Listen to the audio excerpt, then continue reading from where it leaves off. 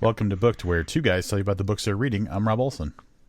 And I'm Livius Nedden. This week we are reviewing one of our Patreon picks. So I'll spend a moment and explain what that is for the uninitiated. Patreon's at a certain level. It's a dramatic pause for Rob to tell me what level that is. $10 a month. $10 a month gets to pick a book for us to review, and we really can't say no as long as it, kind of falls into, the category of it's, fiction, it's in English, and that rule even got stretched this time. And that it's available, and the person made it available for us. So, good friend of the podcast, Jesse, his book pick was Sopranos by Alan Warner. We'll talk about that in a minute. But what I'm really happy about is that we are fulfilling Patreon obligations like right away this year. This one next week, we're doing our other one. And I mean, I guess theoretically, there's still time for you to get your donation up to a level that'll allow you to pick a book that we review. I will tell you, spots are filling up quick this year. So I guess that would be the other thing. I mean, at some point, we're not going to have. Oh, yeah. We're going to be at capacity for. Exactly. Yeah, books. So for books. So and it's going to happen sooner than it has any other year, I think. Maybe. We'll see.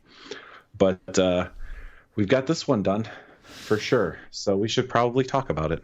Yeah. One thing I was talking to, because usually we offer the opportunity for the book chooser to join us and do the review with us, and Jesse has in the past with other books he's chosen for us. This time he chose not to. And so one of the things I like about when they join us is they can talk a little bit about what inspired them to share this book or burden us with the book or whatever it happens to be. And so apparently, because one of the things is I've never heard of this author, never heard of this book. So it's not like it's, something that was in my sphere of attention. So I asked Jesse, hey, what was the inspiration for this particular book? And his answer was just that this is one of his favorite authors, and he really enjoyed the story. And it's one of the books that he really enjoys that he doesn't think gets the attention that it deserves. So it was kind of his way of shedding a little light on an author that he really enjoys. So that's a nice, I think it's a nice reason to have us read this. I agree. I really thought you were going to go down the path of explaining why he wasn't reviewing it with us, and I thought you were going to say, because he responded, "I'm not reading that shit." No. I didn't even think about asking why he chose not to join us for this one. I chalk it up to that dude's kind of busy, so yeah, right, scheduling or whatever.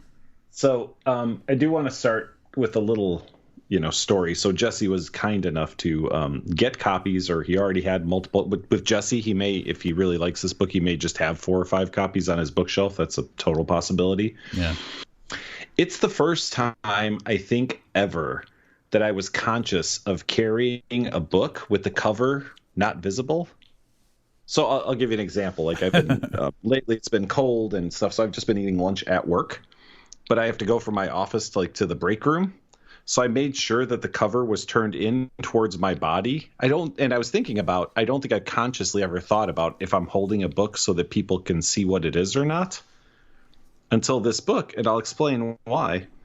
On the cover is a girl in a Catholic schoolgirl uniform, plaid skirt, a white shirt. The white shirt is unbuttoned, probably 3 buttons down. It's pulled out of her skirt and kind of flap it open down at the bottom too. So it's one of the sexiest covers we've ever said. Now, it's about Catholic schoolgirls, so I know I probably said that with a little too much inflection.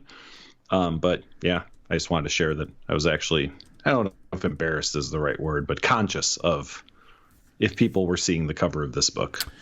Oh, I'm looking that up right now because my cover is different. Oh, I see what you're saying. Is it kind of blurred out a little bit, like blurry, like motion blurry? Yeah, a little bit. Yeah, Okay. it's the Amazon cover. If you look it up on the one on Amazon, only I have classier lettering, at least than the link that I have pulled up.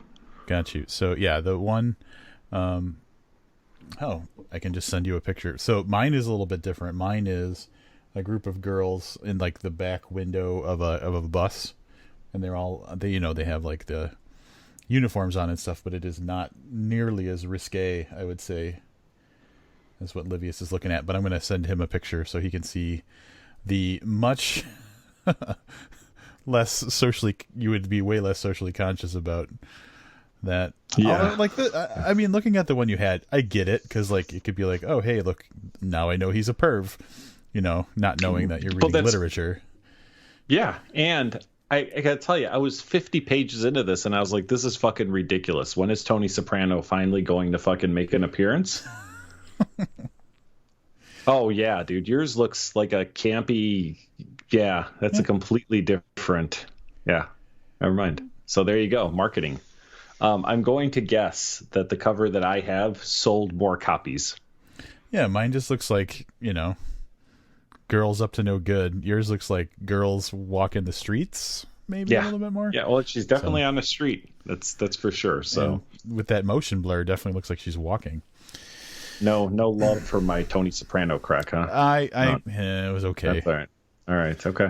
I guess now that you say that, though, there could be people who tuned in excited that we were going to be reviewing a mob book and are sorely disappointed now.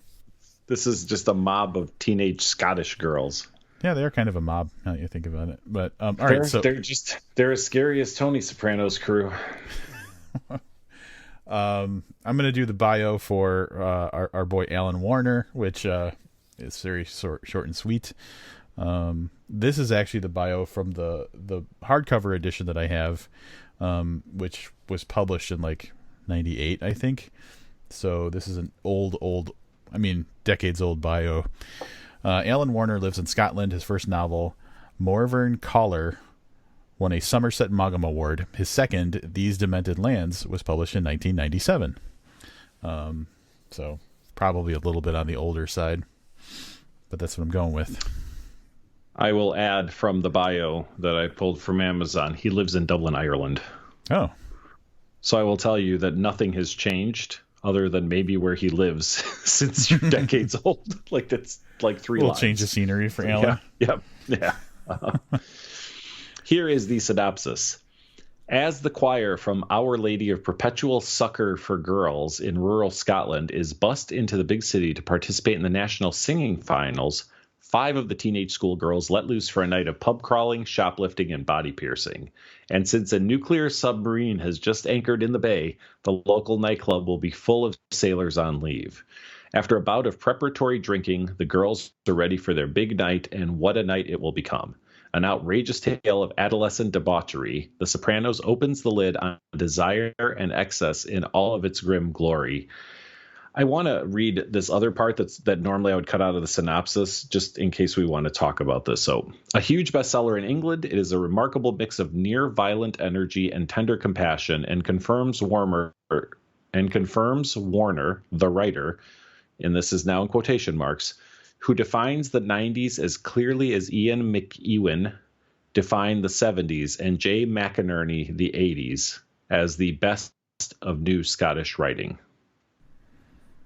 So that was from Salon magazine. Yeah. But I remember the 90s pretty clearly, and I'm sure you do too. So I thought maybe there might be some conversation around how representative we thought this was. Granted, slightly different, scenery for us. And this is one of the things that I definitely was aware of when reading this book is that it's very, what's the word I'm looking for? It's got its regionality to it. There's lots of things that are very specific to Scotland that I wasn't super familiar with. And I mean, like, obviously there's a it's of the time of the 90s, you can tell. But I don't know, like I didn't really understand. I'm not familiar with Ian McEwan's work or Jay McInerney's work. So like, that particular praise at the end of the synopsis didn't really land too well for me because like, I didn't understand like where they stood on a global scale, but yeah, so that was a little lost on me. But as far as like, you want to talk more about the decade awareness? Yeah, I mean, it may come up through the course of the story. I mean, what I'll say right off the bat is one of the things I thought about this book is that it felt, um, I don't want to say timeless, but other than the references to like music and then particular fashion labels and stuff, it didn't scream 90s to me. Right. More out of time than anything. Yeah, and I mean, from a plot standpoint, again, and this was written in that time, so I go back to, well, why is the like a cell phone obviously would have solved some issues through the course of the story, you know what I mean? Mm-hmm. But other than that, I feel like this could have been today and not had a lot changed except for the name of the popular band and the name of the brand of shoe that the girl was looking at. I felt like. Well, honestly, one of the things that could have been different is, and we're kind of putting the cart before the horse here with our discussion, but the trying to think of the best way to say this, the awareness of the outside world, like this is probably pre-internet for most. I mean, obviously, the late 90s, the internet was pretty ubiquitous, but like in a small Scottish town, like how much time did any one resident spend on the internet? So like pre-internet teen angst was probably way different because their understanding of the world was less informed, if that makes sense. Yeah, I could see that. So I wonder if like an internet connected group of girls would have a different idea of what going into the city was like, and like what they would feel less isolated from the world, maybe. So like the big adventure wouldn't feel as big or something. That could be. That's certainly possible. I mean, now that you say that, I think like if it took place today too, there might be fear of evidence.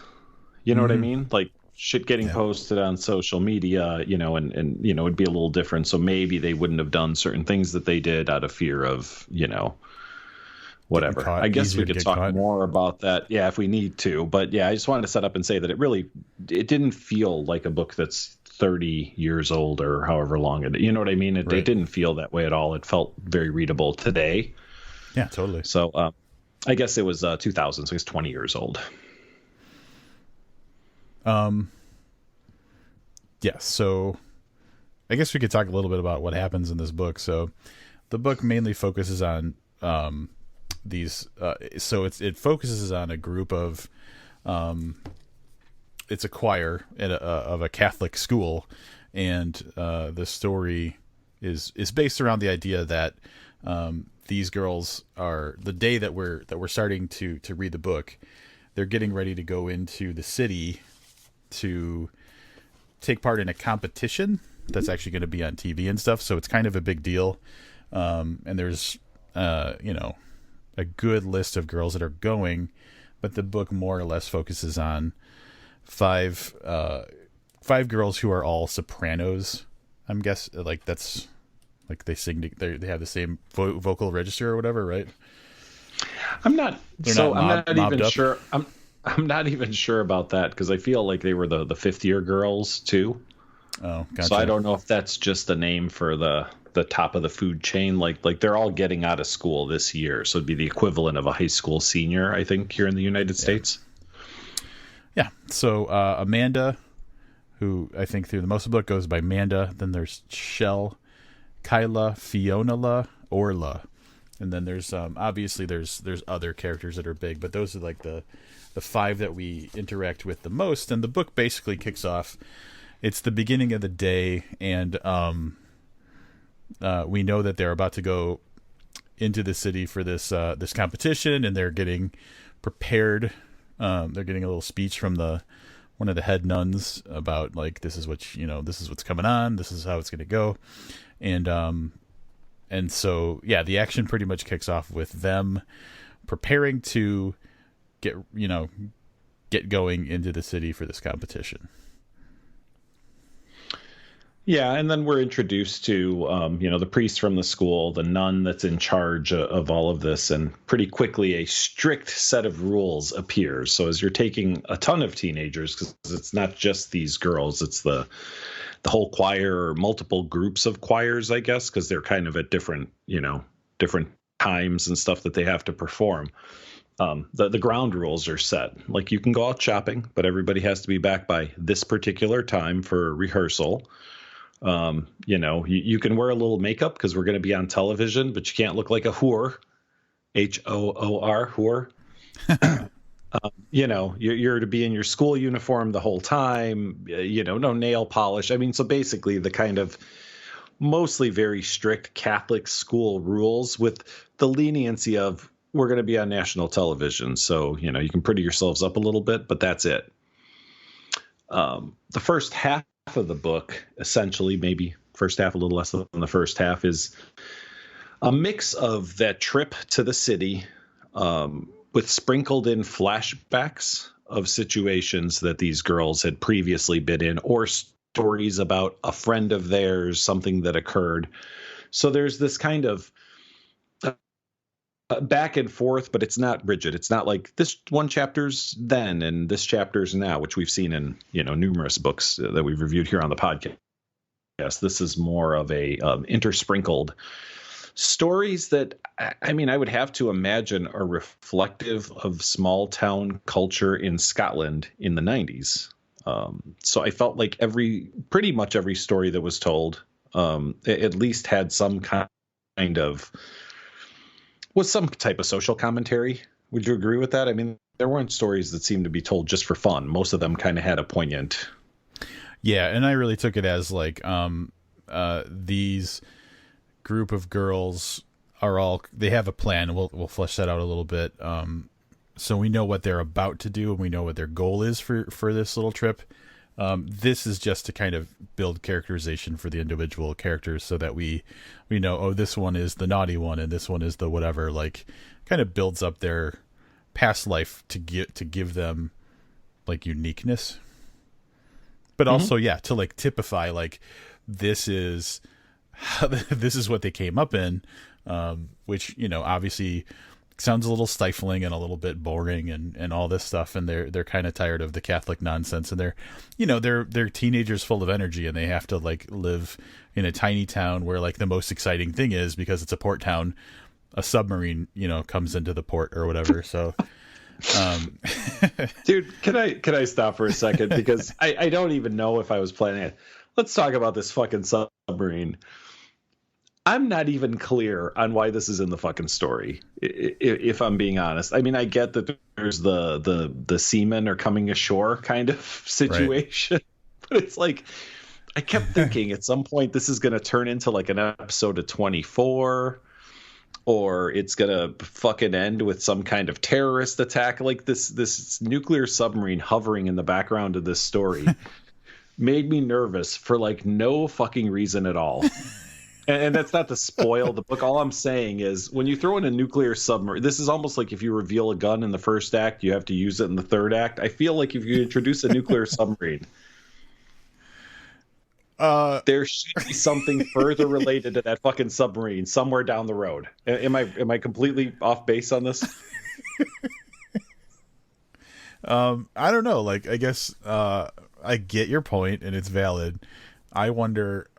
I was just under the impression that like this type of port town just gets submarines from time to time, so it's like the one exciting thing that happens to them.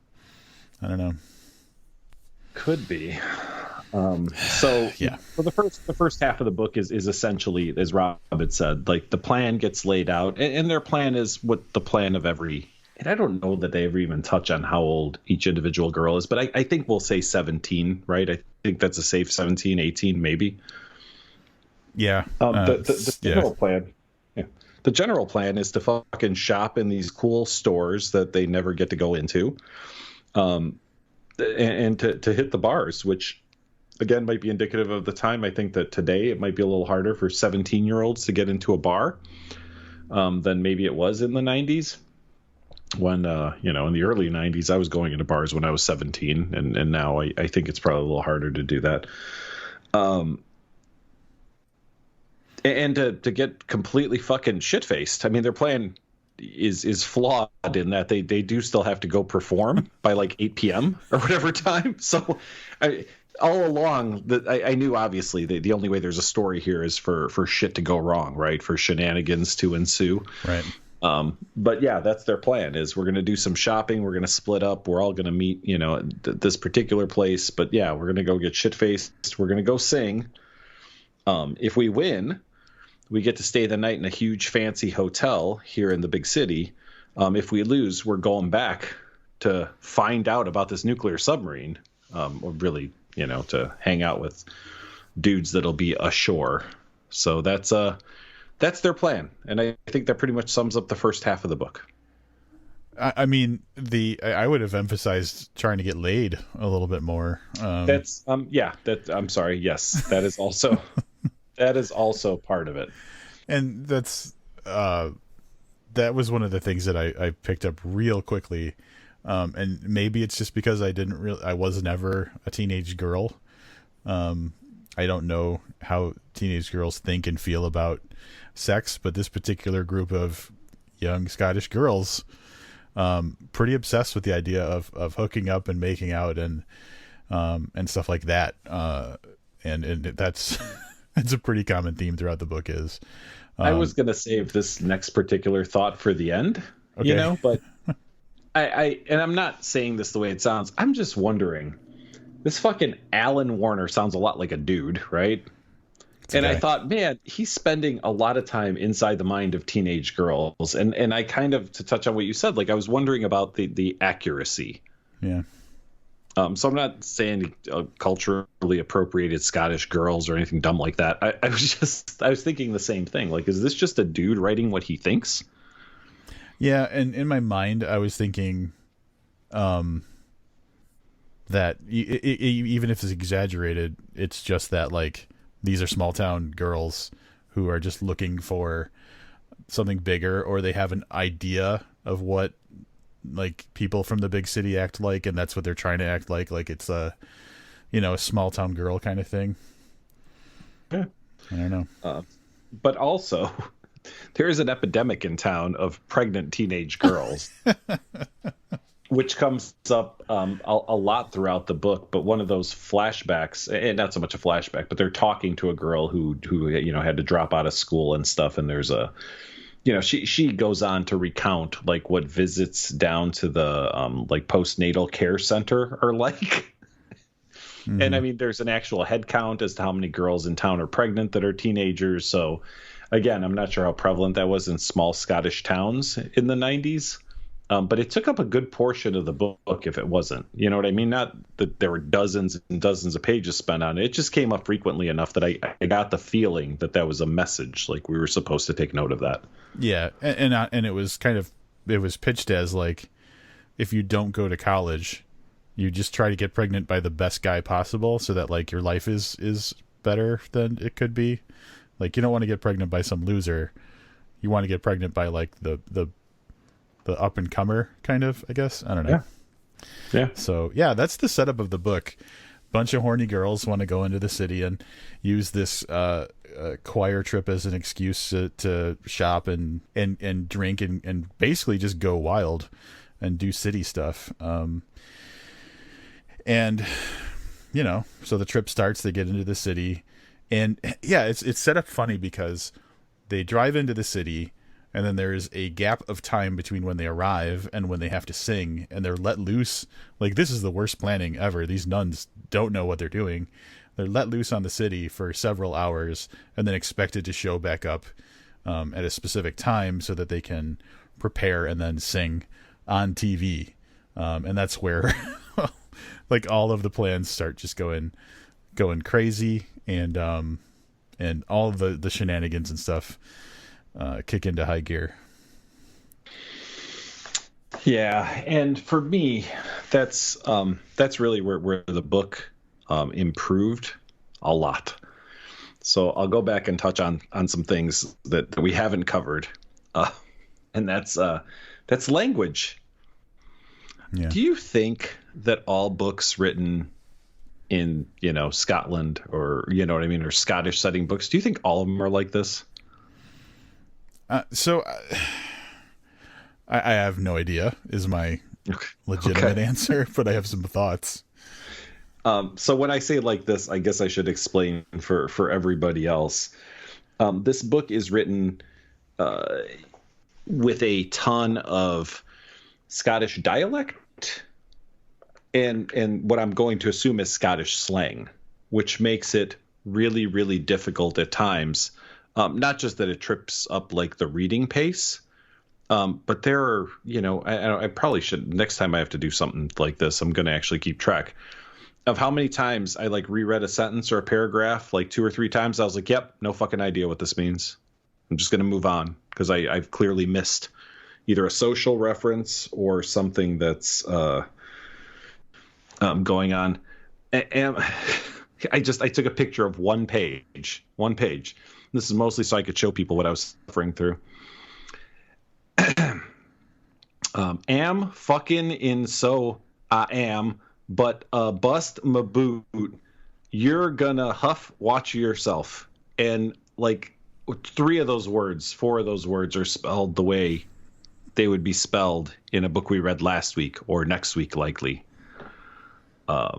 It, really, really tough at times to read. And mostly it was the dialogue. I don't think that like the descriptive parts of the book were really too much that way.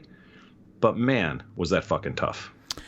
Yeah, and I was thinking about this because we came down real hard on Irvine Welsh's A Decent Ride. But he fucking leaned into the Scottishness of that book. It was obvious that like he was like really excited about, making his book as fucking Scottish as possible. Whereas like you said, dialogue was harder to follow, but the narrative pieces read pretty easily. It was not very difficult. The only times like in a narrative piece I really felt like I had any trouble was if it was like a cultural thing that was just unfamiliar to me, I would say. Yeah, and that came up a lot. And like I said, those are ones where I'd read it again and I'd be like, nope, there's no chance I'm getting whatever they're talking about here. Yeah. It's outside of my knowledge area. Right. Like, yeah. So here's the question. Is it the fault of the book for being inaccessible, or is it the fault of us being from a different region reading something? Like, you know what I'm saying? Like, yeah, it's Jesse's fault because like, you know what I mean? Like, I don't know. I thought a lot about that, and I'm going to give it one further push. So I'm going to put it back on the book. If you're going to do that, the very fucking least you could do is give us quotation marks. All right. Yeah, there is. All right. I can't defend the lack of quotation marks because it does add a little chaos to the situation where, in addition to just trying to understand the basic dialectical differences, you do have to figure out, oh, someone's talking.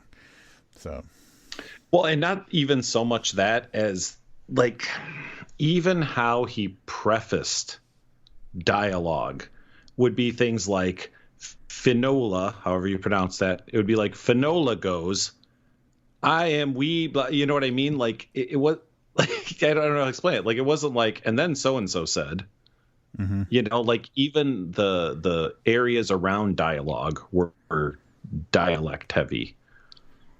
Sure. Yeah. Very casual. Yep. Yeah.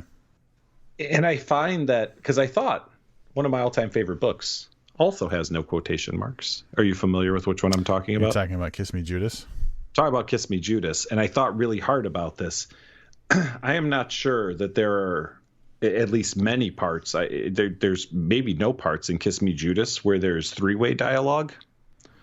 So if you have two-way dialogue, that's much easier to pick up on when you only have two characters. Like in this case, there were some times where there were 6 girls having a conversation. Yeah. And it was just fucking chaos. I gave up on like trying to figure out who's saying what and just trying to get that they're all saying this thing and trying to like get the gist of what they're saying without even trying to figure out who's making the statements. Fair. Yeah, there were some parts where I found it, but much like you said that the second half of the book was kind of where it picked up a little bit for you. I feel like the longer we spent with the characters, the easier it was to understand who was saying what. Like, I didn't really have as much problem with dialogue later in the book as I did in the beginning.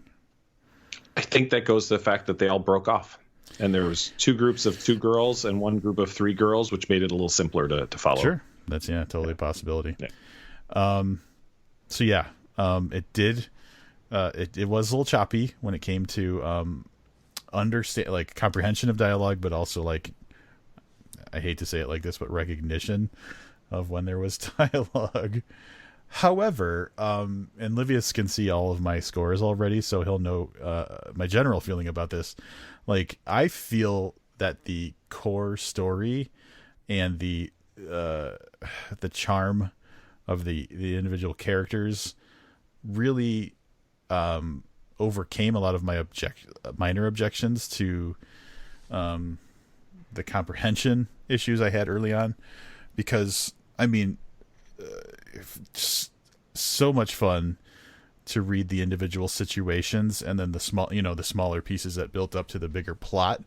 And I really think that that's like the strength of the book, is that these girls are fun and they're interesting and they're funny, and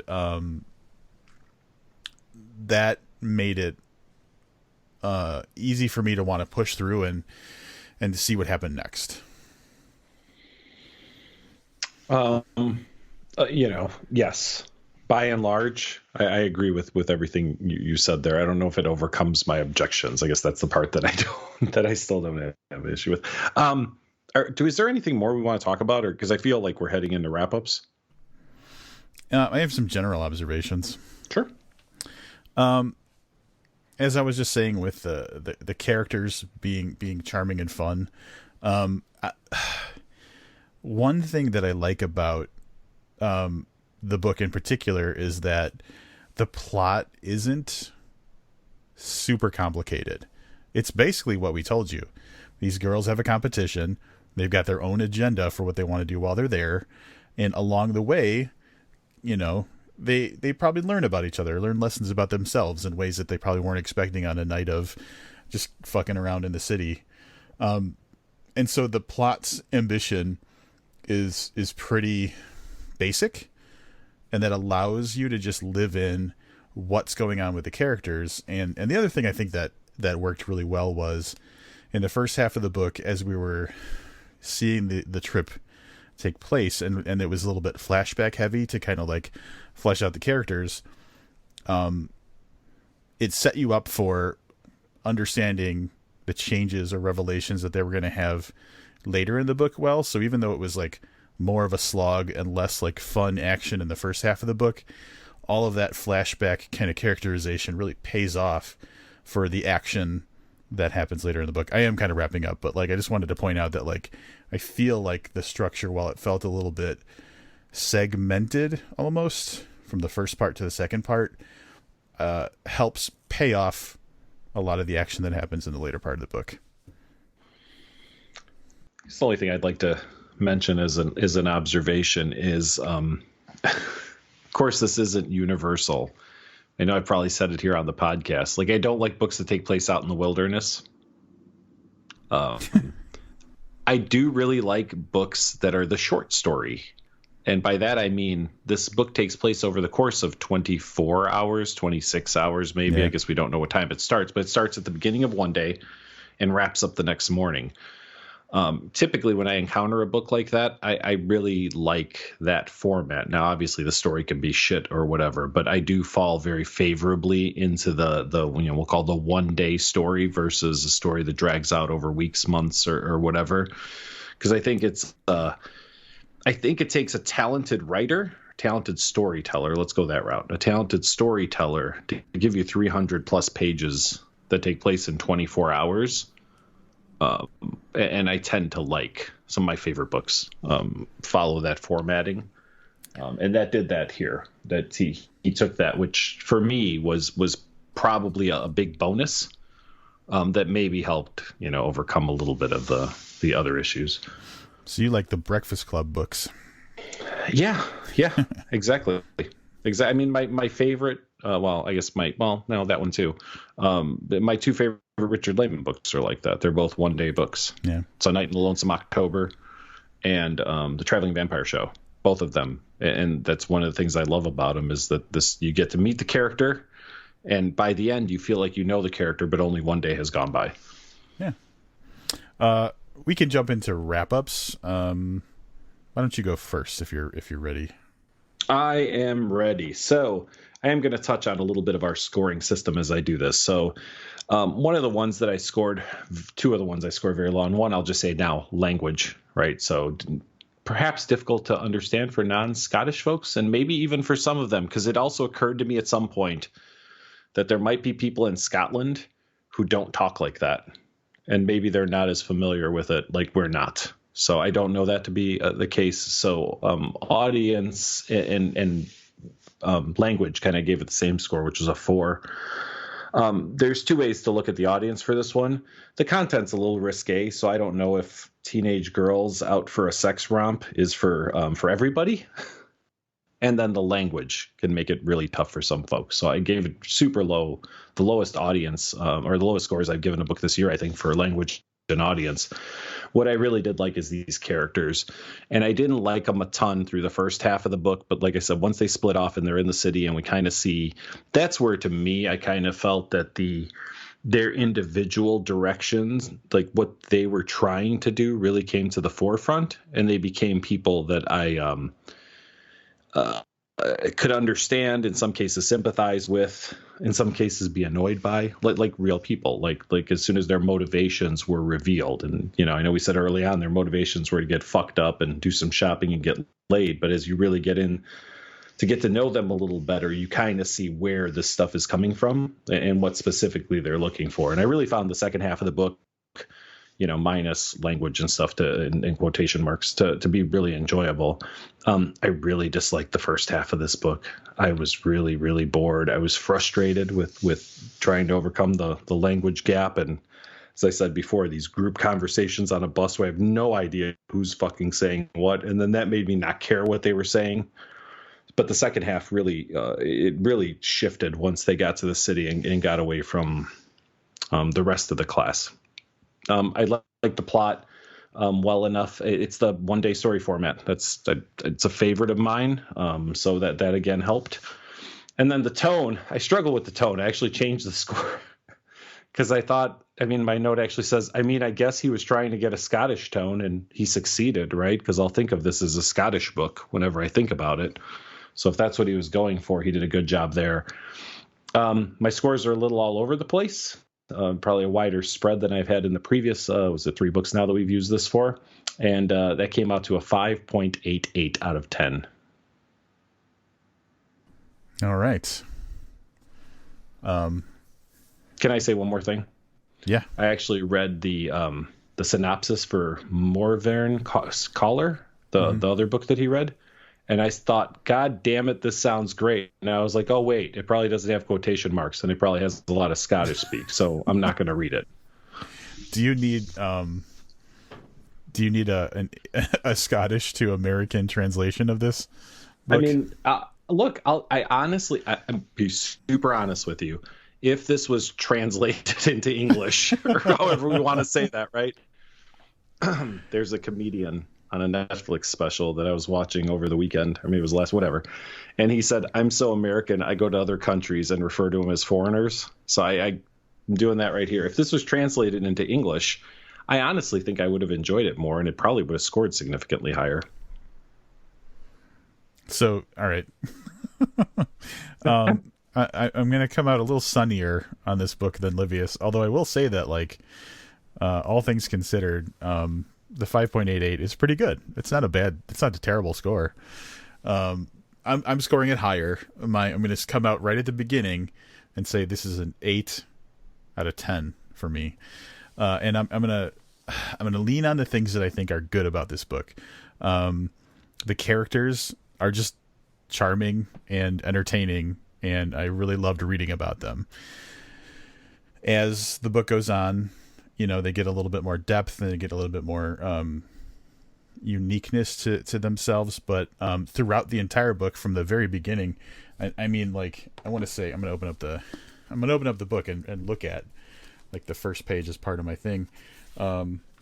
Like, even from the first page there, or the first few pages, you could tell that this is kind of a raunchy group of girls who like to have fun and everything. So like from the very beginning, the characters had a very strong feel to them. So definitely lent to enjoying the book. The plot, like I mentioned before, was nice because it was very uncomplicated. It had a simple setup, and it was made very clear what these girls wanted to do. And then it just kind of fleshed out with, their individual experiences and stuff along the way. And it let it have plenty of room to breathe and then just have these cool individual moments. There are so many individual moments in this plot that are just entertaining as hell. Me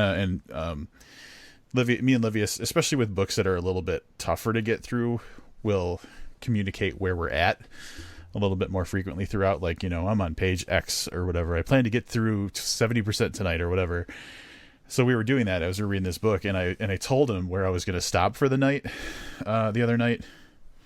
And he said, well, if you're getting that far, just, keep going a little bit further, because around this page, something really funny happens. And so, I pushed on, and man, there's this whole thing about calling a taxi that is just God, it was so funny. And I don't want to break in on your thing. It was amazing. I mean, that really lifted up my thoughts on this book. Those 3 pages were fucking gold.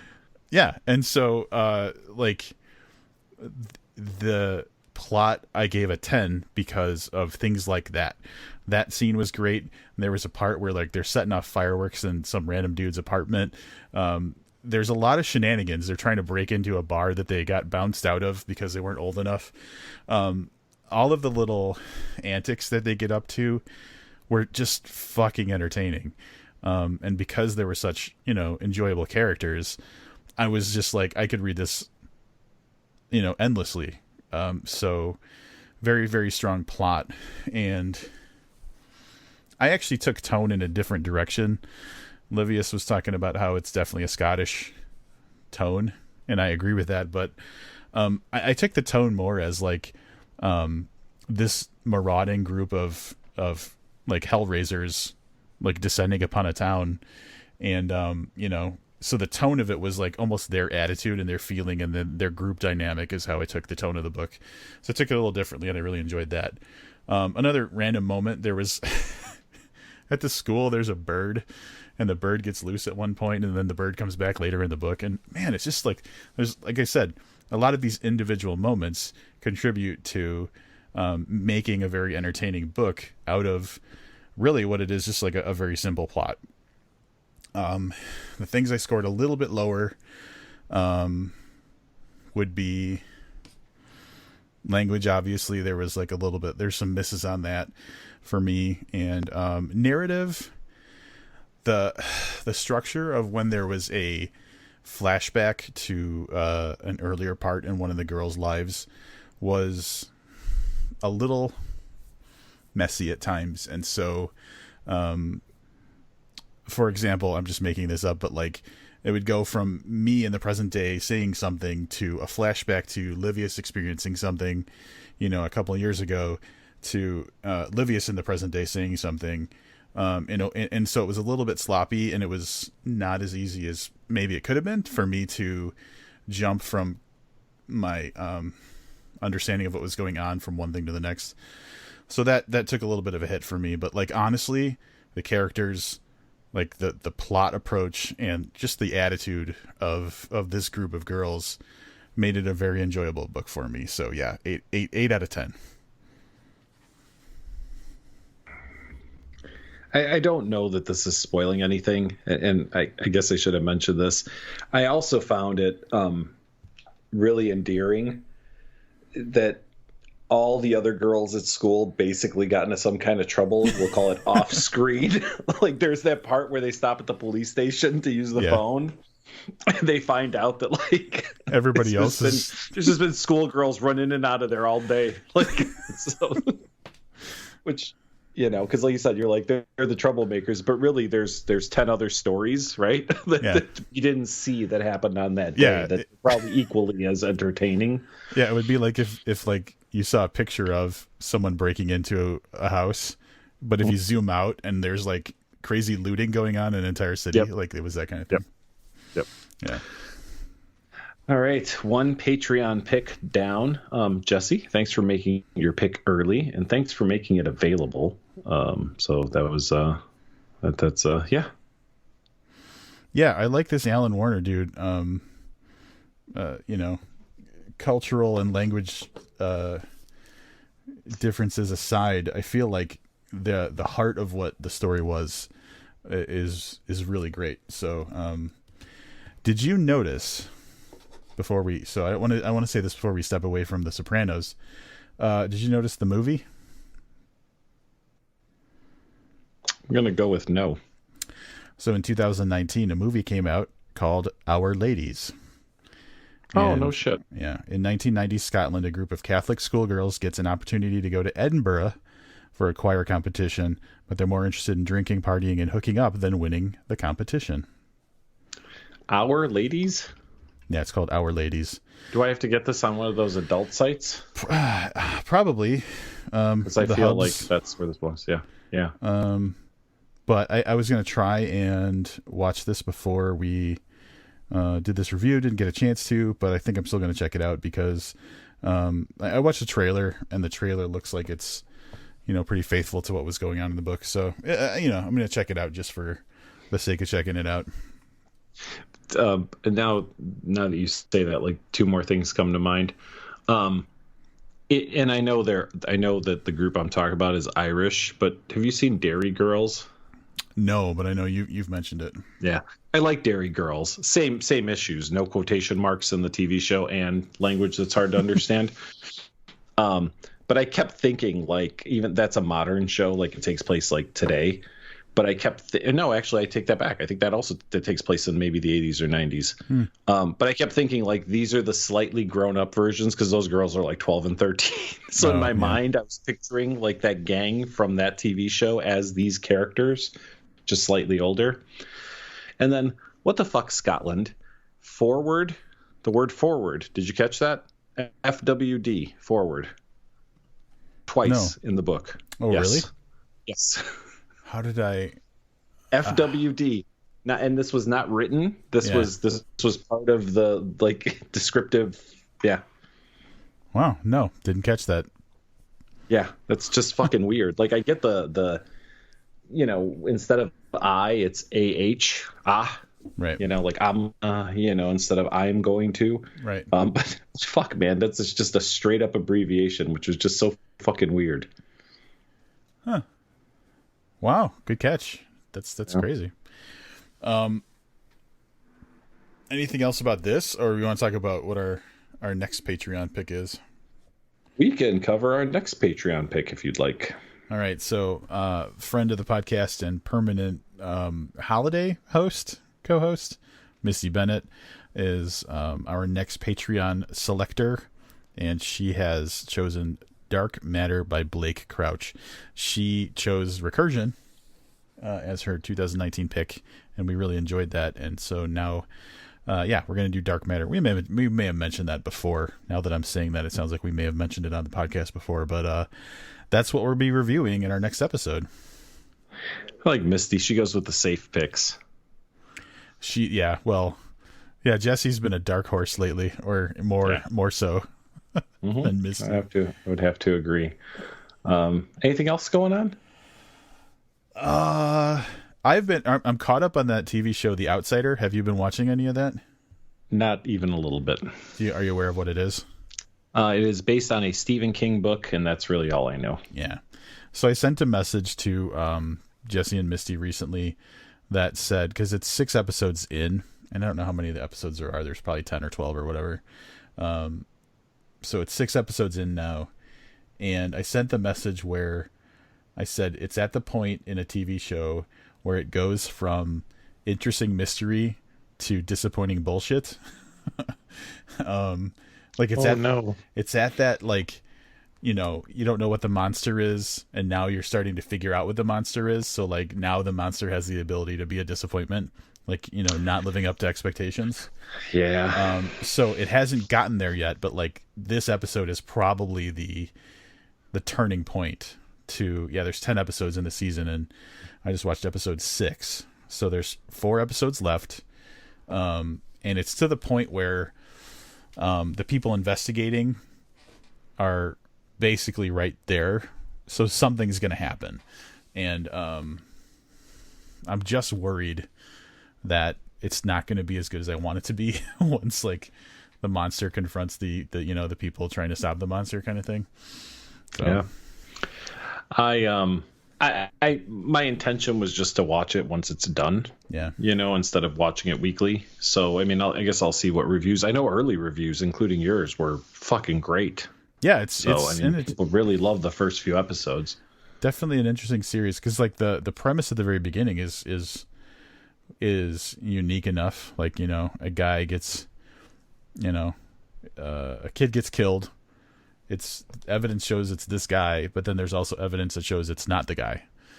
And that's a cool thing because like you have video evidence that contradicts other video evidence and you have to figure out what the hell's going on. So it started out with like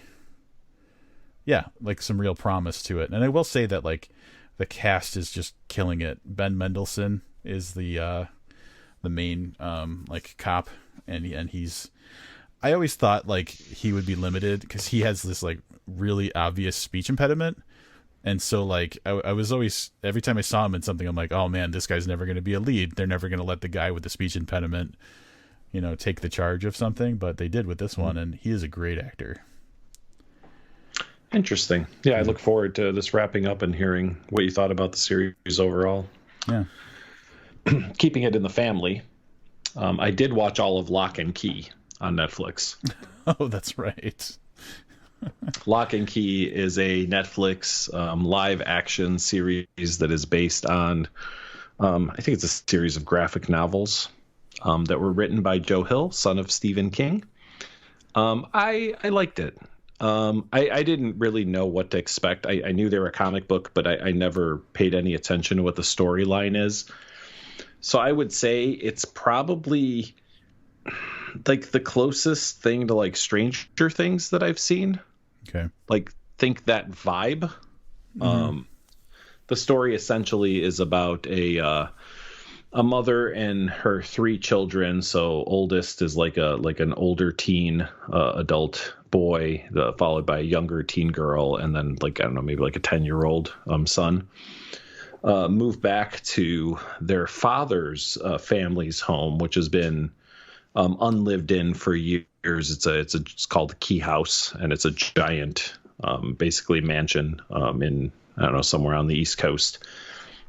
But there's history there, and there are weird things going on around the house.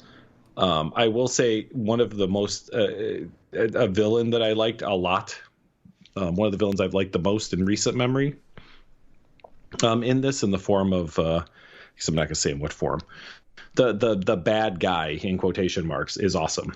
So I enjoyed it. It's totally worth a watch. It's not super deep. It's not super scary. There's some really interesting things at play in the story, but totally worth a watch. But like I said, it's if you like Stranger Things, I think you'll like this. I didn't really care for Stranger Things. In which case, you might be a bad person. That's that's a big leap, but okay. I'm just saying that's I mean, I have a weird relationship with Stranger Things. Like I like the second season better than the first, and I didn't really care that much for the third season, so I wouldn't say I love Stranger Things. I mean, I thought it was all right. I'll watch another season when it pops up, but it's not something I'm really looking forward to. Yeah.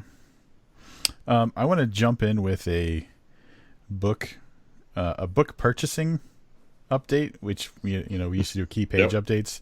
Yep. This is a key collection update. I haven't really hit necessarily a milestone, although actually let me do a little quick math. 1, 2, 3. Yeah, I guess of the 269 books. No, 200. I think it's over 270 now books that we have reviewed on this podcast, because I have to update my little sheet here. I have an even 200 actually now that Livius says he's got a book for me, so I'm going to be breaking 201. So I am hot on the heels of finishing up this collection and having a physical copy of almost every book we've ever reviewed on the podcast. So feeling pretty good about that, and I'm not like dumping tons of money into it. I'm not going insane. I'm finding little deals here and there and keeping it thrifty. So I feel pretty good about that. It's really impressive, dude. That's really cool. It's going to be an 8-foot bookshelf filled, like 8 feet by like 4 feet. Sure, it is right now. Yeah. And then as the podcast continues, oh man, like this project isn't over until we stop doing the podcast. That's the thing. Like, I know you feel like there's a sense of it, and there will be, because at some point you'll be 100% caught up, and then it'll be just acquiring a book every week. New book, yeah. Well, here's what I say then. If you're not already, patreon.com/booked. $2 a month is twice as much as $1 a month. And what I'm getting at is I'm going to need a bigger apartment at some point to fit all these books in. So that money's got to come from somewhere. So if you want to help get Rob into a better place to store his books, $10 a month, $20 a month, $1,000 a month. But realistically, $1 a month gets you access to our spoiler talk for books, which we've got dozens and dozens of examples of that going on. And sometimes we do this other we've done other special content, which I kind of forget about. And then I remember, like, I don't know if you remember, Livius, we posted us doing audiobooks of short stories that we wrote. That's on there somewhere. Remember. That's definitely a thing. There's a bonus podcast from when we were, we had just finished publishing our book, and we did like a 3-hour conversation with the editor, Pelavia. That's somewhere in the Patreon content. So yeah, give us some money so that we can continue doing this stuff. That was the pitch of all pitches right there.